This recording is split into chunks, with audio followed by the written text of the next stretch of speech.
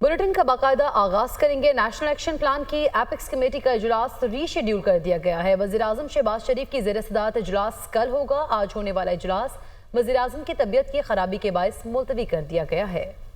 मज़ीद तफसीलात जान लेते हैं यासिर मलिक से। यासिर बताएगा, इजलास रीशेड्यूल कर दिया गया, क्या डिटेल्स हैं?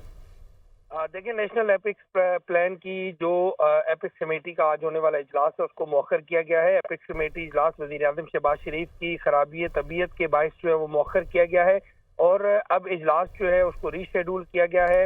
हुकूमती ज़राए बताते हैं कि अब ये इजलास जो है वो कल होगा और आज होने वाला इजलास जो है वो वज़ीर-ए-आज़म शहबाज शरीफ की जो सेहत है उसमें खराबी की वजह से जो है वो मुलतवी किया गया है। और वज़ीर-ए-आज़म शहबाज शरीफ ने आज नेशनल एपिक्स कमेटी का इजलास जो है वो दिन 2 बजे तलब किया था।